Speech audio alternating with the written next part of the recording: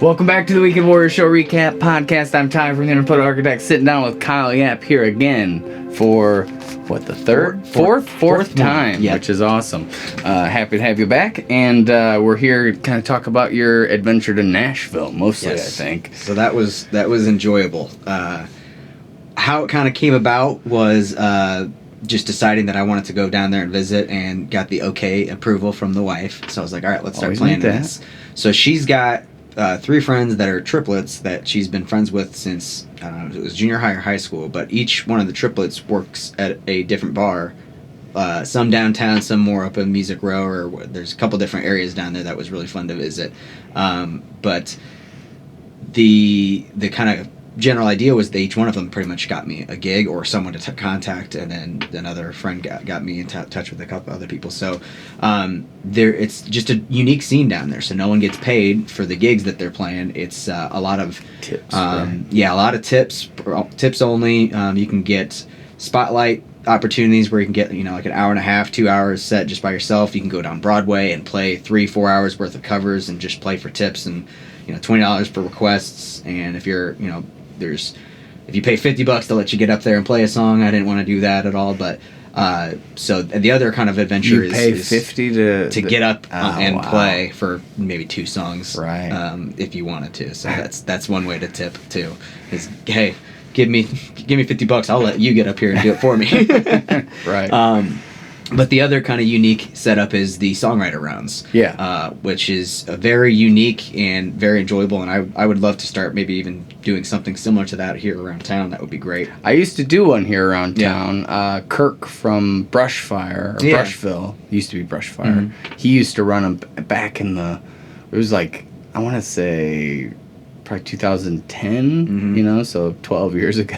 Wow, it's so crazy to say out loud.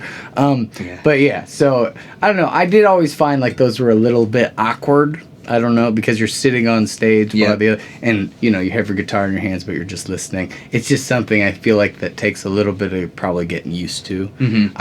I was so awkward already, 12 years ago. Mm-hmm. I mean, not that I'm much better. Like I'm better, but I'm not perfect by any means. But I think I'd be able to handle that weirdness a little bit better nowadays. But back then it just felt so weird. And I think the kind of the premise is you're supposed to kind of go into the detail of this song's about this, and I was not into that. I was like, here's my song, like it or hate it. And that was, you get no context, no background information, it's just this. And it was a songwriter night, so it's like, that's the whole thing. So I was kind of bad at that part. So for people who don't know what those are, there's 2, 3, 4 people, 5 people up on stage at a time, and like you said, you just kind of wait your turn. So that kind of goes, you play a song, you play a song, you play a song, and then it starts back over.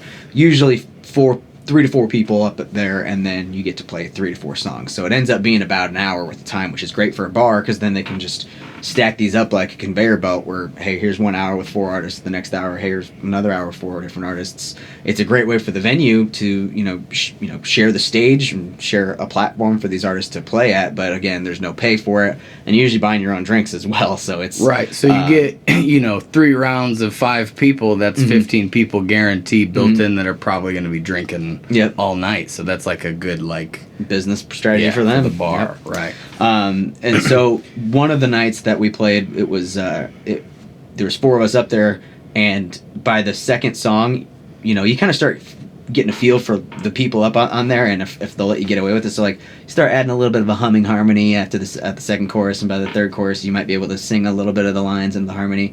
And once you can kind of see them feeding off of it or giving you the sharp cut it out look, they'll you can kind of just lay back if you need to, or they start getting into it sometimes too. That was kind of my question, is like, how crazy, because you have not just an acoustic kind of setup, like you do the looping a little bit, especially with your originals and stuff. I didn't do those for the songwriters rounds. That's kind of what I was curious, is because I'm sure you and people get, I feel like I was just having this conversation with Matthew Curry the other maybe a few nights ago. We played a show, and he happened to be the sit-in guitar player, which was crazy. And he was talking about his pedal board and how people don't really like when he even brings his pedal board, like, because he has a pretty elaborate setup to get the tone he likes, and he's like, I need to dial it down.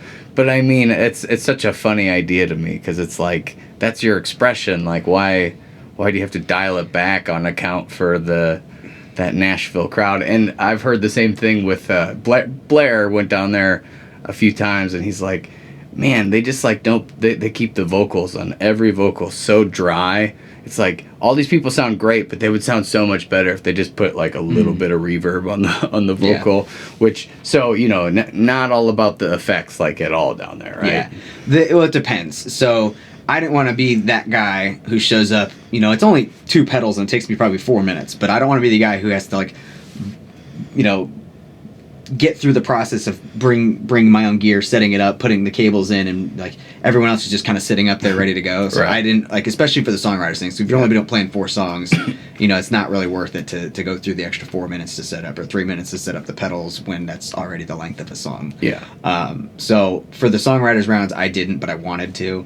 And then 2 of the other gigs, one of them was a 2-hour set, and then the other one was both of them were 2-hour sets, I guess. So I played a place called Live Oak. That would have been Monday evening, and then I had 2 gigs on Tuesday. One was at a place called Scoreboards, which is up closer to the Opry, and then hightailed it back down towards Music Row. So Broadway, Music Row, and then the Opryland kind of places are 3 of the main spots, but there's definitely music everywhere. So having to travel back on a Tuesday night to play a 2-hour show, and then hopping it down to play another writers round, which was super cool. And then on Wednesday did another writers round. So 2, what they call feature gigs. That's where I set up my pedals and all that kind of stuff. And then 2 songwriters rounds. But I'm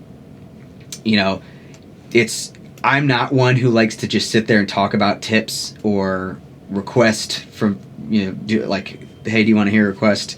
So I was kind of up there for those 2-hour sets.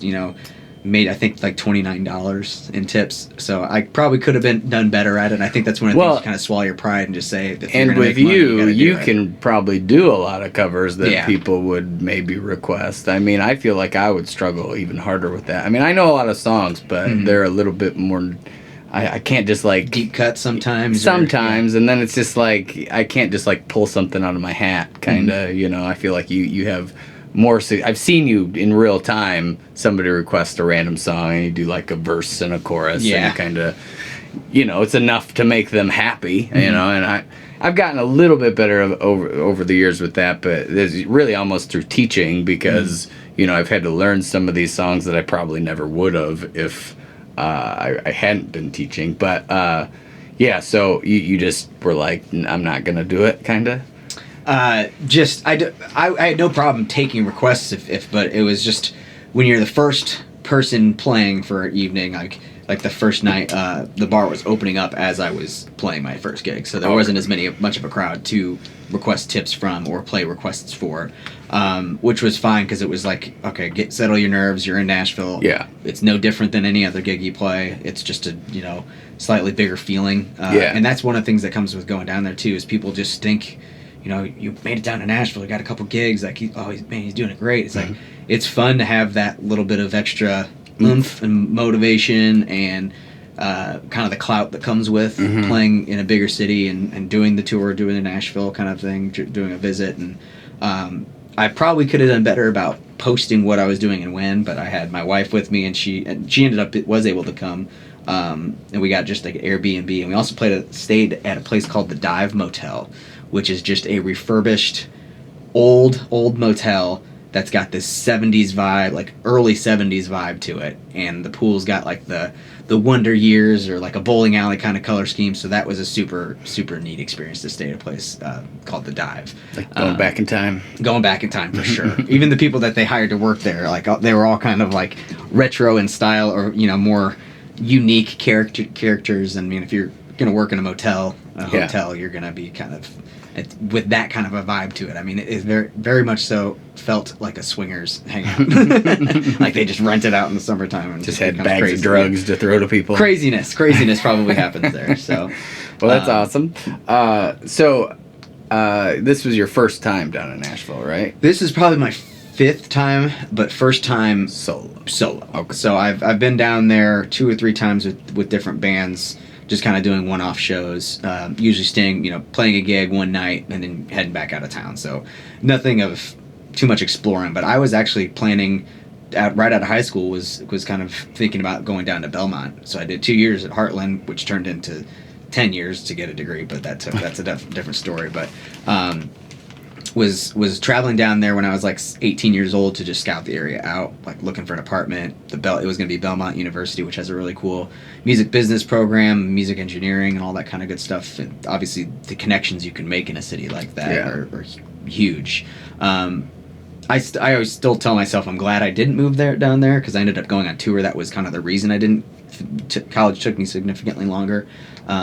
So it was a very cool experience, but this being 4th or 5th time, started recognizing and feeling the area out. It's really, what was surprising to me is it's really not that big of a city. You can be anywhere in town in 20-25 minutes. So how would it relate to like Peoria or Davenport? Those are 2 cities that I think of as like small city. Like they're cities, you get a little bit of a skyline, but if you blink real quick, you might miss them when you're driving through them. It's probably a little bigger than that, I would guess. I would say it's like having, for towns that people will actually recognize, like a Champaign-Urbana kind of size, but with a much bigger skyline, much bigger downtown area. Which is still not crazy. Yeah. I mean, it's pretty manageable ultimately, but probably a higher population, I would imagine. Definitely 1.2 million, I think. And then definitely a higher population of musicians, for sure. Yes, like 80% are probably people who can pick and play. So. Right. Or sing or something like that. Or involved. That's the other cool thing is like even the people who aren't musicians down there, they have these brands like Country Connected, which is one of the groups that kind of gave me one of my shows was theirs. That's kind of what they do. They network people together. They have videographers. They have booking people. They have people who tour all the time. They have new writers. They have writers rounds. But it's just kind of like this mini label kind of vibe. But they also have these regular performance schedules. So he's just like, okay, you're coming you're going to be part of this network. We got these opportunities for you to play. Take some of them as you need them. But it's much more like a small label kind of feel. Like they have a lot more camaraderie, I think, less competition, more, hey, let's jam, let's go write something together. The writers rounds are cool and all, but there's also these groups that'll get together every Tuesday at 10 o'clock to write songs and jam. So trying to get into those networks is going to be something that I'd focus on. And my goal is to go down there 3 times a year. I'd love to make it down to Dallas once or twice a year because I've got some family down there. And if you can make kind of a route where it kind of goes down one way and up another way, I think that would be really cool. That way it's, more consistent. You can build your following in these areas and kind of go in a circle, be able to travel, and experience more. And then you can obviously change the stops along the way as it becomes a full out network. Like but I think that's one way to build a little bit more sustainability and long-term growth into the music industry has changed so much over the last 2 decades, 3 decades. So being able to be self-sufficient, keep your overhead low, and all that kind of stuff goes into the music business part of it now. Have you played down in Dallas before? A handful of times. Most recently would have been like a small solo performance, just kind of down there with family, and then like at one of the establishments that would have us. And then several times in Dan Hubbard and the Humidors. I don't know if we ever did that with Shade Tree. I don't think we ever got back down as far as Texas. We went down there one time because a buddy of ours was getting married, and we booked a couple shows, and it was a different vibe for sure. It was very hard to drive, and I remember that kind of one of the main things was it was definitely more of a city probably than what you're making sprawling metropolis. Very very sprawling. Than what you're making Nashville sound like. It's definitely was a challenge just to kind of get anywhere. It's an hour to anything most of the time. And then there's just like people drive super fast, like speed limit's like 70, it's like 8 lanes, and then you're like have to take an exit and then another exit and then another exit to get to the right part of town, and I don't know, it was pretty wild. But I would love to have some connections down in Dallas. We had one really cool show there, which it was probably partially cool because we were playing that wedding, so all the wedding people were there. Yeah. And we just kind of filled this place out that probably isn't used to, having that many people. And I mean, we had a bunch of Pontiac people there, and it was just like a really good time. So yeah, I mean, there's definitely some cool places down there though I'd like to check out. I got my first Nashville thing coming up in January, so I would say much inspired by you. If seeing you go down there. Let's try to coordinate next time. So we'll do it again. Right, but I mean, March or April. I've definitely sent a bunch of stuff out before and tried to figure something out, and I kind of got a little detoured, or what's the word? Jaded, stalled out. Yeah. Yeah, it just wasn't really going anywhere, so I just kind of gave up and was like, I'll just, I play in Indiana quite a bit. I play in Iowa and then Michigan. I have like one spot in Michigan, so I like I'll just refocus to those areas and try to. St. Louis is another one I've been trying to hit more often, but so I was like, all right, Kyle did it. Let's see if I can take another crack at it. Make it happen. I got one place that gave me a legitimate 3-hour set down there, and then and the other catalyst was I have a show down in Marion, which is way southern Illinois. So it's like, it's not too far. I could do the Friday there, and then the next show is on Sunday. I'm maybe hoping to get that Saturday filled in, but I don't really know. And then I have 2 songwriter nights on that Tuesday. So, and one of them was a person you hooked me up with, so awesome. that worked out. But it is kind of cool. I have a double that night where I'm going one writer's round and then going to a different spot a couple hours later. So yeah, shout out to Cody Purvis and Elliot Hollander. Those are the 2 guys who helped me out significantly getting some dates, and then they told me we can come back anytime. So that's awesome. It could be fun to try to grow that as an area and a network base. I mean, obviously, it's not a town you go to make a whole lot of money playing, but the people you meet, the experiences you can have, and kind of the growth that it kind of enables, but also motivates you towards. So Nashville, successful trip. Looking forward to doing it again, and finding some other areas to kind of chase that same kind of style and dream for. So. The hell yeah, man. Pleasure always doing Real quick, last thing before you go. You've been working on some recordings, so just how's that going? So that was inspired by me just being like, hey, I've never really... Well, the Pawn Shop series thing had a lot of positive momentum that came from that. A lot of great content. So I'm actually taking the audio off of that video and putting that on Spotify. That should be out here. Hopefully in the next, I think on November 15th is when I had it set to kind of release. So there'll be 5 tunes from there. That'll be available for streaming on all the major platforms, and kind of taking that energy momentum a little bit to went to Eclipse Music Studios and got some scratch tracks done for some songs that have never been fully released. So Louise will have a full band version with drums and all that kind of stuff. I Ain't Losing You. Some corn rock, songs, right? Yeah, trying to focus on a consistent sound so if I'm doing 5 songs, releasing them one every 6 weeks once they're kind of ready and good to go, and trying to have at least a little bit of consistency between them. So I did all the scratch tracks at the same time. Had all Kevin Yarger, which is a great friend of mine, doing the drum tracks for it. So he was able to just do it at his house, send me the tracks, and now I'm putting it onto my software and my DAW so that I can make sure that I put my at least scratch tracks of everything, just so that I know if I go into the studio to professionally record everything, I'm not wasting my time figuring out, okay, what harmony goes here, what harmony goes there. It's like all that stuff is organized, and I might be able to use some of it still, and then maybe just do the guitar solos and the vocals at the studio, and then have it mixed and mastered so that it's more of a seamless thing. But I think it's definitely more sustainable to start it in bunches, get big chunks of it done as a section of 5 songs, and then you can kind of, once that foundation of each song is set,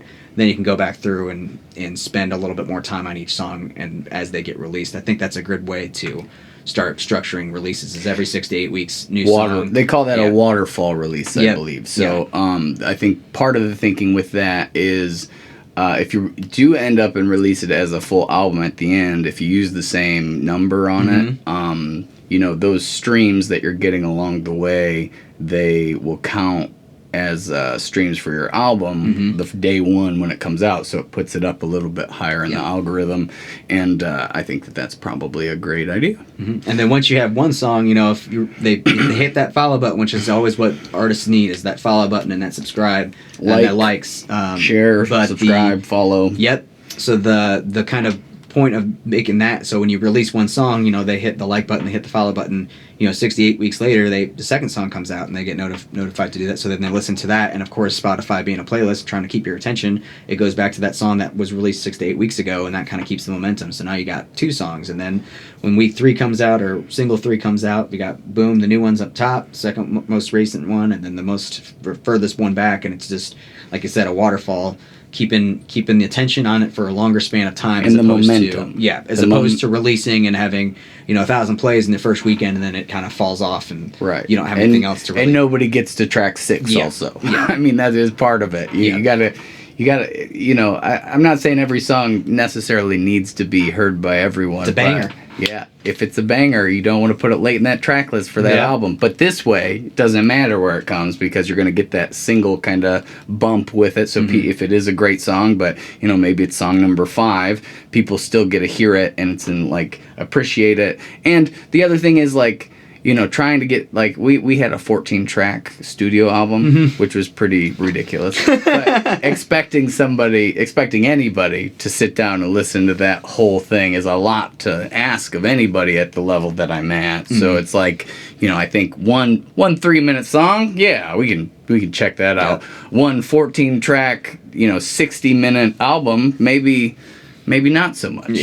So a little harder to keep someone's attention. It's just every social media platform, every experience, every person in life is wanting your attention at different times. So it's hard to gather a whole even hour. The 3 minutes is hard nowadays. I mean, they say... I get a text message in the first 10 seconds, I'm going to have to go listen to that or deal with it. Right. And then, you know, with all the other social media content, with the videos and the reels and the TikToks and all that, you know, they're suggesting... you know, 30 seconds to a minute, ultimately. That's how I mean, if you can go shorter, great, but how do you even do that with, you know, music and stuff? It's a little bit tougher. Single's going to be 59 seconds from now on. just a 5-minute album. Yep. All right. Well, so be on the lookout for that. Kyle Yap's going to be on Spotify and everywhere you stream music very soon. And I'm sure we'll have you back pretty soon. We'll check in again. Just do it once every other month, once a month. That's perfect with me. All right. Awesome. Cheers. Thanks for coming by. All right.